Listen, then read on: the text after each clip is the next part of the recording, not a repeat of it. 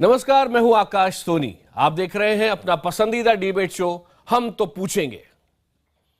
Delhi high court ने एक ऐतिहासिक फैसला दिया है जिसने परिवार में बेटियों का स्थान और ऊंचा कर दिया है, लेकिन इस पर नया विवाद भी छिड़ गया है।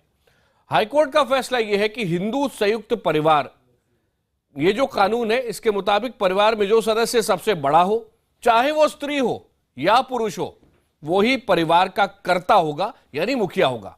इस फैसले का समाज के तमाम वर्गों के लोग स्वागत कर रहे हैं, मगर कुछ लोग कुछ मूलभूत सवाल भी उठा रहे हैं। अगले आधे घंटे हम इसी पर अपने खास मेहमानों के साथ बहस करेंगे और यह भी समझने की कोशिश करेंगे कि क्या मुसलमानों को और क्रिश्चियंस को जो लड़कियां हैं वही हक मिलेंगे जो एक हिंदू लड़की को यहां मिला है। हम तो पूछेंगे में अगले आधे घंटे बड़ी बहस मालकिन बिटिया। दिल्ली हाईकोर्ट से आया एक अहम फैसला जिसने कई पुरानी परंपराओं पर करारी चोट की। दिल्ली हाईकोर्ट ने ऐतिहासिक फैसले में कहा कि जिस घर में बड़ी बेटी होगी वहां पर कर्ता धर्ता वही होगी। हाईकोर्ट ने यह अहम फैसला दिल्ली के एक कारोबारी परिवार की बड़ी बेटी सुजाता की तरफ से दायर एक मुकदमे पर सुनाया था।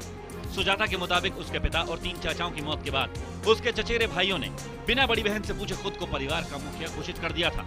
कोर्ट के मुताबिक मुखिया की गैर मौजूदगी में जो सबसे बड़ा होगा वही घर का कर्ता धर्ता होगा, फिर वो चाहे बेटी ही क्यों न हो। जस्टिस नाज़मी वजीरी ने अपने फैसले में कहा, अगर पहले पैदा होने पर कोई पुरुष मुखिया बन सकता है तो औरत भी ऐसा कर सकती है। हिंदू संयुक्त परिवार की किसी महिला को ऐसा करने से रोकने का कोई कानून नहीं है।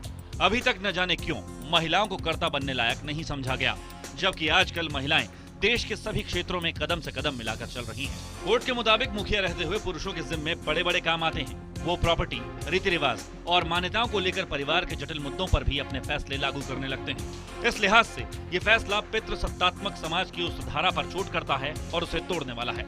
हमेशा जो सबसे बड़ा मेल मेंबर होता था उसको एचयूएफ कर्ता और हेड मानते थे फैमिली का। अब ये हो गया है कि जो एल्डेस्ट बेटी है, लेडी जो लड़की है, वो उसकी जो है कर्ता हो सकती है। 2005 में हिंदू सक्सेशन एक्ट में संशोधन कर धारा 6 जोड़ी गई। इसके जरिए महिलाओं को पैतृक संपत्ति में बराबर का हक दिया गया था। ये फैसला उसी को आगे ले जाने की दिशा में अहम कदम है। बहुत क्षेत्रों में हुई है, औरतों ने इन जड़ताओं को, इन बंधनों को तोड़ा है और आगे मुझे लगता है कि अगर इस तरह के अच्छे फैसले आएंगे तो निश्चित तौर पे कामयाबी मिलेगी। इस फैसले के बाद अब बड़ी बेटी के हाथ में न सिर्फ पैतृक संपत्ति और जायदाद से जुड़े अधिकार होंगे, बल्कि वो घर परिवार के तमाम मुद्दों पर अपनी बात कानूनी हक के साथ रख पाएगी। कानून ने तो फैसला सुना दिया, मगर क्या समाज की जंजीरें और परंपरा की बंदिशें बेटियों को मालकिन बनने का हक देंगी? इसलिए हम तो पूछेंगे, क्या हमारा समाज आज भी बेटियों को बराबरी का हक देने को तैयार नहीं है? बेटियों के क्या हक हो सकते हैं? आज का सवाल आपके लिए भी महत्वपूर्ण है और आपकी राय हमारे लिए जानना महत्वपूर्ण है। और इसे सवाल एक बार फिर आपको याद दिला दें, क्या हमारा समाज आज भी बेटियों को बराबरी का हक देने के लिए तैयार नहीं है? हाँ के लिए टाइप करें IBN7 Y, नहीं के लिए IBN7 N। अपनी राय 51818 पर SMS करें। इसके अलावा आप #HTP और #Malkin_बिटिया इसके जरिए भी ट्विटर पर अपनी राय दे सकते हैं। इसके अलावा फेसबुक पर IBN खबर के पेज पर भी #HTP लगाकर अपनी बेबाक राय रखें। आपकी राय हम इस शो में लगातार दिखाते रहेंगे। इस मुद्दे पर चर्चा के लिए हमारे साथ मौजूद हैं सुजाता शर्मा, याचिकाकर्ता हैं और वो अभी से थोड़ी ही देर में हमारे साथ जुड़ने वाली है। और ऐश्वर्या भाटी हमारे साथ है, सचिव हैं सुप्रीम कोर्ट बार एसोसिएशन की। HS रावत जो धर्म उपदेशक है यहां स्टूडियो में मेरे साथ है। और फोन लाइन पर हमारे साथ है गरीब नवाज फाउंडेशन के अध्यक्ष मौलाना अंसार रजा। सबसे पहला सवाल सुजाता शर्मा जी, आपके पास नियम तो बहुत पहले बन चुका था, लेकिन उसमें आपका हक मिलते मिलते आपको पूरे 10 साल लग गए। सबसे पहले मैं इतना जरूर याद दिला दूं सारे मेहमानों को, 45 सेकंड के पास सबके पास आ रहा हूं, इसके बीच में कोई नहीं बोलेगा। शुरुआत सुजाता जी आपसे कि ये 10 साल आपको क्यों लगे आपका हक मिलने में?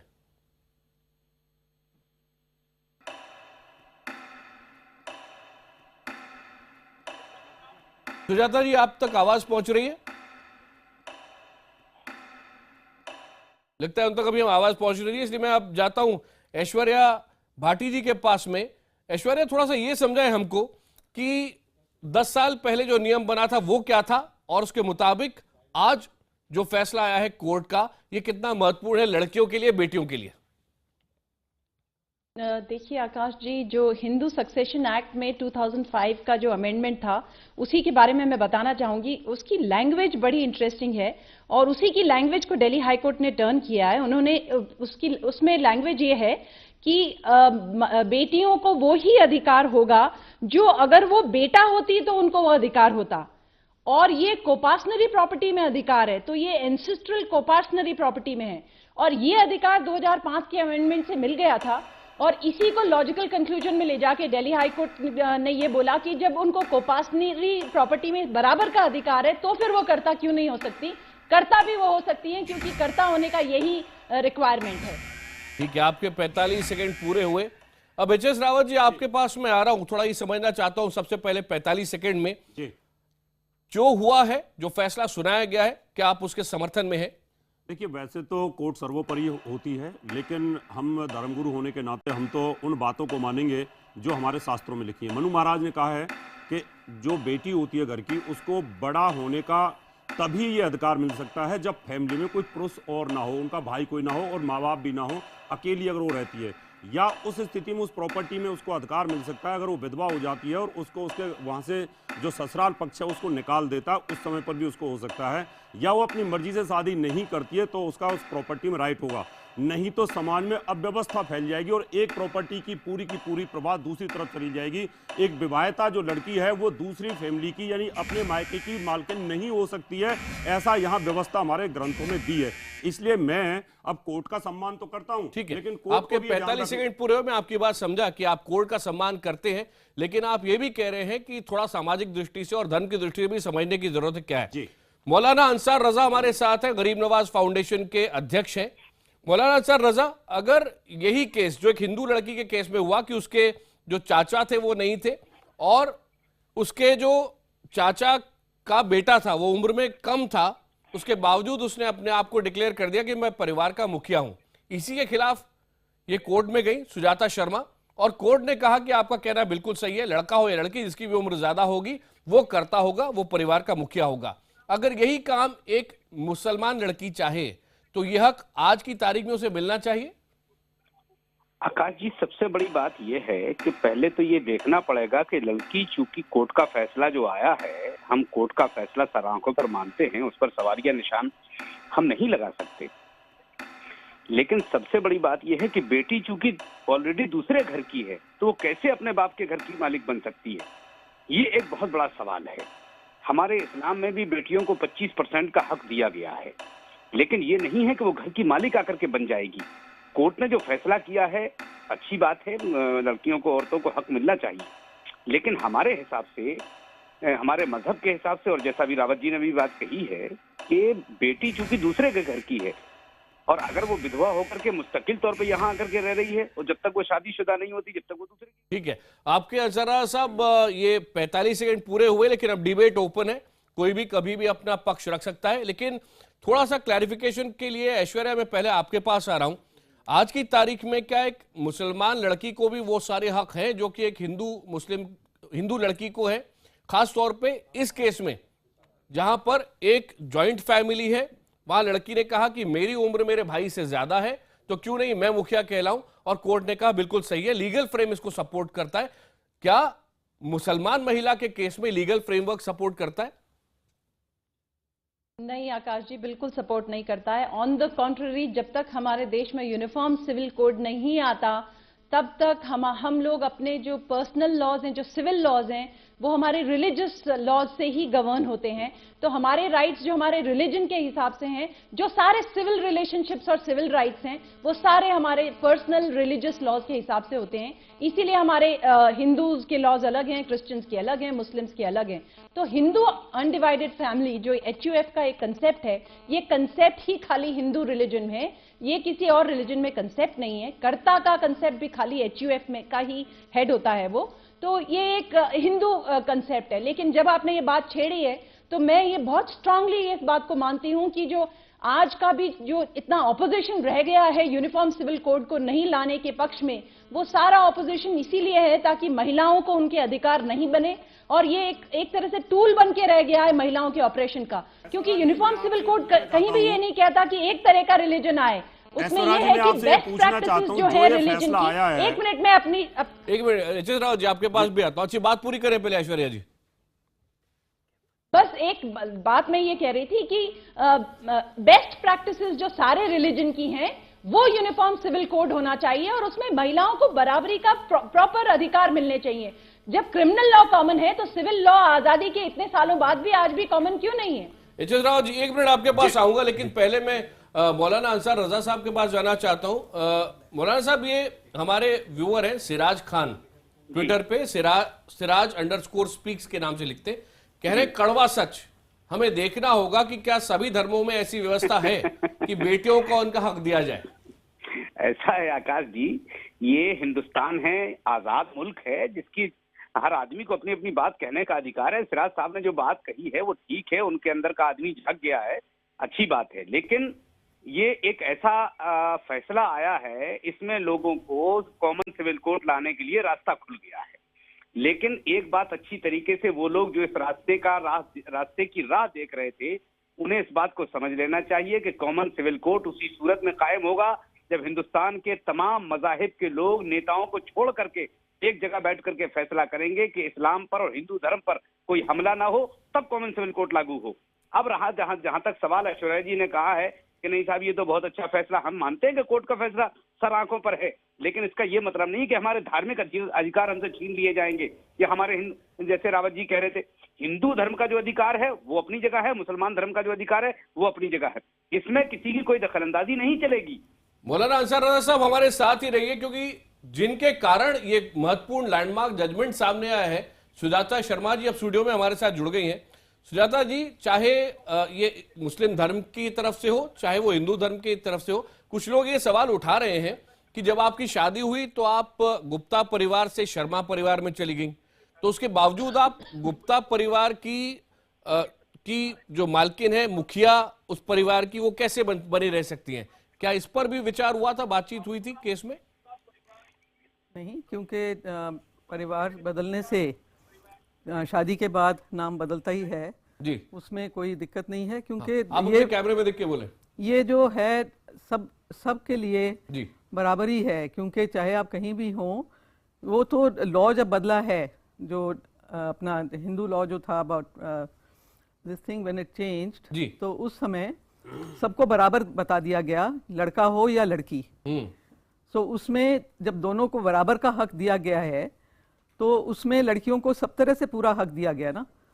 पहले सिर्फ प्रॉपर्टी का सिर्फ नहीं है, इसमें जब बराबर हैं तो क्यों नहीं लड़की कर्ता बन सकती, जबकि जब बराबर हैं। ठीक है, एच एस रावत जी इस पे कुछ बोलना चाह रहे हैं, कोर्ट का पूरा सम्मान करते हुए कुछ समझने की कोशिश कर रहे हैं। आकाश जी, मैं सिर्फ ये बताना चाहता हूँ, कोर्ट का सम्मान तो सभी करते हैं, लेकिन कोर्ट भी जो बनी हुई है, उनका जो न्याय प्रक्रिया है वो भी हमारे धर्म के अनुसार और हमारे समाज के लोकतंत्र के लिए ही होती है। अगर वहां पर भी कुछ गलत फैसला होता है तो जरूर वहां विचारणीय होता है। अभी देखिए, एक लड़की एक जगह ब्याह के चली जाती है, वहां भी वो करोड़ों की मालकिन हो जाती है, और इधर जहां उसका मायका है वहां की भी वो करोड़ों की मालकिन हो जाती है। तो प्रॉपर्टी का जो असेसमेंट है ना, वो इतना एक तरफ हो जाएगा। और एक ही परिवार में मान लो 4 बहुएं आ जाती हैं और चारों की जगह ऐसी स्थिति हो जाती है, तो वहां तो सारी प्रॉपर्टी एक जगह पे इकट्ठी हो जाएगी, और जो दूसरी जगह से वो आई है वहां तो बेचारा खाली हो जाएगा वो। और दूसरी चीज, इसका समाज में बहुत बड़ी एक ऐसा मूवमेंट, आंदोलन आ जाएगा जिसका बड़ा मुश्किल हो जाएगा। अभी बेटी की जो इज्जत होती है, बहन की जो इज्जत होती है, भाई के ऊपर होती है। अगर वो दूसरी जगह जाती है और भाई के पास उसके अधिकार रहते हैं, वो अपनी प्रॉपर्टी को वहां पे छोड़ के चली जाती है, तो भाई उसके लिए बहुत सारी छोचक का इंतजाम करता है, या उसके भात होते हैं उनका इंतजाम करता है। वो सारी जो प्रॉपर्टी वो छोड़ के जाती है, उसमें से लगा करके उसके जितने भी फेस्टिवल्स होते हैं वहां भाई पूरा करता है। मैं भी अपनी बहनों का करता हूं, क्योंकि जो मेरी प्रॉपर्टी का राइट था जो बहन के साथ, उन्होंने उसको डिस्पोज करके मेरे नाम पर ही कर दिया था। इसलिए ये सामाजिक प्रक्रिया है, इस पे भी ध्यान देने की जरूरत है। एक बात और इसमें जोड़ना चाहता हूं। जी। देखिए, रावत जी ने जो बात कही है वो अपनी जगह है। एक बहुत महत्वपूर्ण बात यह है कि जो हमारी माँ और बहनें हैं जिनका हक है उन्हें बेशक अधिकार मिलना चाहिए। हमारा इस्लाम भी कहता है कि औरतों को हक मिलना चाहिए। लेकिन यहाँ मसला दो चीजें हो जाएंगी कि औरत किस घर की मालिक बनेगी, या ससुराल की मालिक बनेगी या अपने मायके की मालिक बनेगी। ये इसमें तो दोनों तरफ की बन जाती है, ठीक है ना। अब जहां तक सवाल यह है कि लड़की की शादी हो गई है, लड़की अपने ससुराल चली गई है, और अगर मुस्तकिल तौर पर वो ससुराल में रही तो मायके की दौलत की मालिक नहीं होगी सिवाय 25% के। जब बाप दौलत का बंटवारा करेगा तो वो 25% लड़की के नाम से निकाल के वो दे देगा, चाहे ससुराल वाले उसे खर्च करें, लड़की खर्च करे, ये उसके ऊपर डिपेंड करता है, उसकी मालिक लड़की कहलाएगी। समझा मैं जी। जी मौलाना अंसार रजा साहब साथ ही में रहिए।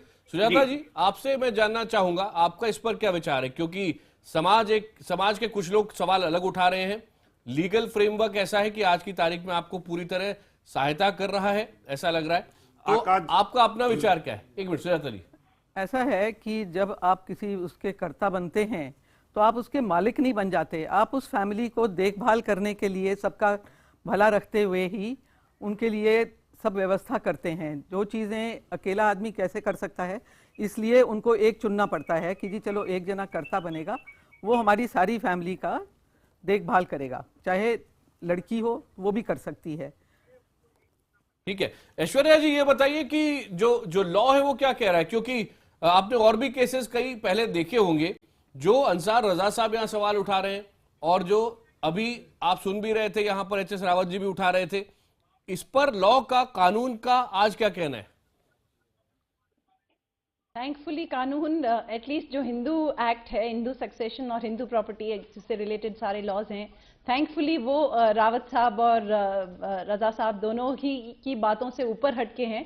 वो इक्वालिटी और फ्रीडम पे ज़्यादा हैं, तो महिलाओं को पूरा अधिकार है, वो पूरी तरह से उतना अधिकार है जितना एक बेटे का अधिकार है। साथ ही साथ अभी सुजाता जी ने एक बात कही, इसको मैं आगे बढ़ाना चाहूंगी कि कर्ता का रोल खाली ये नहीं होता है कि ही becomes owner of the property. कर्ता जो होता है उसकी काफी ज्यादा रिस्पॉन्सिबिलिटीज होती हैं, ड्यूटीज होती हैं, राइट्स होती हैं।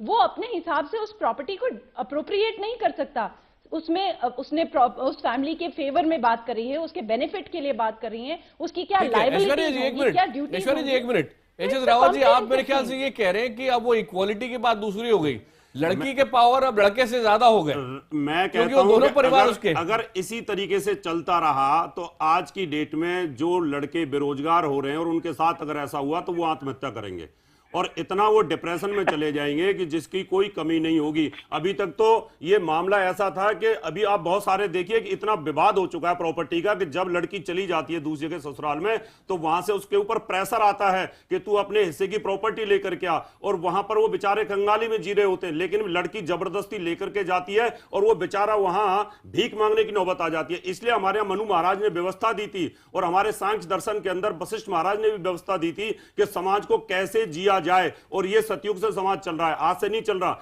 लेकिन अब ठीक है, कोर्ट के सामने नतमस्तक है, कुछ कर नहीं सकते। जेलों में जाकर के देखिए लड़कों की दुर्गति हो रही है, ऐसे कानूनों के कारण बेचारे निर्दोष जाकर के दहेज प्रथा में फंसे हुए हैं, बहुत बुरा हाल है। आगे चल के डिप्रेशन में जाकर के ये भी आत्महत्या करेंगे क्योंकि सारे अधिकार उनके वैसे ही छिनते जा रहे हैं। अब जहां इक्वलिटी की बात आती है तो फिर तो सारी महिलाओं को मेरे हिसाब से रिजर्वेशन छोड़ देना चाहिए। जब आपके फेवर में इतने कानून ही आ रहे हैं, मैं तो यही कहना चाहूंगा कोर्ट से हाथ जोड़ करके। नहीं, लेकिन ऐश्वर्या जी थोड़ा सा ये समझाएं, क्योंकि यहाँ पर मौलाना अंसार रजा भी और एच एस रावत भी ये कह रहे हैं कि यहाँ पर तो महिला को दो परिवार मिल गए, जो लड़के को हक मिल रहा है उससे ज्यादा मिल गए। इक्वालिटी का सवाल तो अब लड़के उठाएंगे, नहीं डबल प्रॉपर्टी। अब डबल प्रॉपर्टी मिलना ये व्यवस्था के खिलाफ दिख रहा है।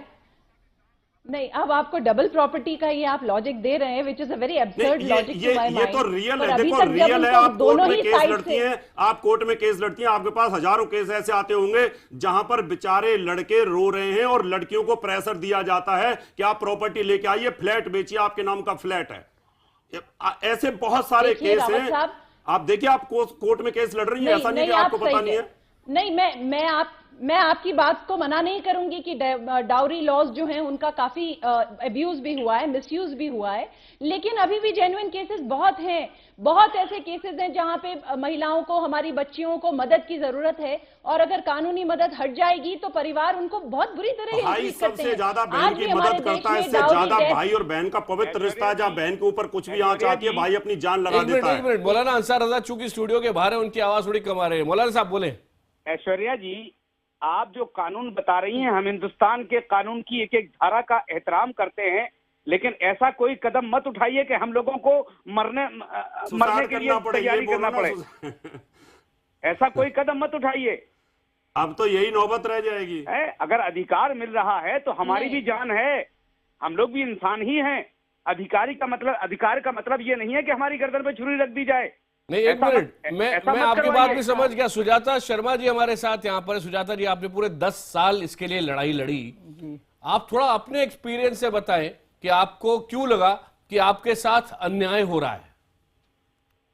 जब लॉ बदला 2006 में, जब ये लॉ बदल गया तो मेरे छोटे भाई ने, वो मेरे से 10 साल छोटा है, उसने पहले, और वो आपके चाचा का लड़का, मेरे चाचा का लड़का है, उसने उससे पहले ही जाके वहां पर अपने को कर्ता घोषित कर दिया था। ठीक। आकाश जी, इसमें मैं एक बात कहना चाहता हूं सुजाता जी से। जी, अगर 1 सेकंड का वक्त दें आप मुझे तो। जी बोले। अगर इनका सगे चाचा का लड़का है जी, तो देखिए, चाचा का लड़का जाति भाई एक निस्बत से हुआ कि वो चाचा का लड़का है, मादरी भाई नहीं कहलाएगा। अगर ये अपने घर की स्वयं मालिक है, इनका कोई सगा भाई नहीं है, तो मालिक फिर यही कहलाएंगे। बिल्कुल ठीक, बिल्कुल नहीं, लेकिन ये जॉइंट फैमिली की बात हो रही है। जॉइंट फैमिली में ये नहीं चलेगा, क्योंकि हमारे यहाँ शास्त्रों में ऐसा विधान है। जी, आपको जॉइंट फैमिली का मुखिया घोषित किया है या आपकी न्यूक्लियर फैमिली का? जॉइंट फैमिली का। जॉइंट फैमिली का मेरे ग्रैंडफादर का जो HUF है, DR Gupta and sons HUF है, ये बहुत बड़ा सवाल है आकाश जी। आकाश जी, बहुत बड़ा सवाल है ये। जी। फिर वो चचा, इनके चचा के भाई क्या करेंगे? चचा के लड़के वो क्या करेंगे? वो अपने जो घर के मालिक हैं वो क्या करेंगे फिर? वो तो जाहिर सी बात है आत्महत्या। अच्छा, वही सुजाता जी समझा रही है, अब सुनिए। जी, सुजाता जी बताइए। तो DR Gupta and sons HUF में 5 भाई थे। फादर की डेथ के बाद 5 भाइयों की जब डेथ हो गई, तब मेरे छोटे चाचा के लड़के ने अपने आप को जब कर्ता घोषित किया। ये बड़ा वाला HUF है, ये न्यूक्लियर फैमिली का HUF नहीं है। जी। ये ग्रैंडफादर का बनाया हुआ HUF है। जी। तो उसके अंदर जब लॉ बदले थे, तब हमने ये चेंजेस देखे कि जी 6 में the eldest member of the family, तो eldest member of DR Gupta family is me. So that is why I went against him.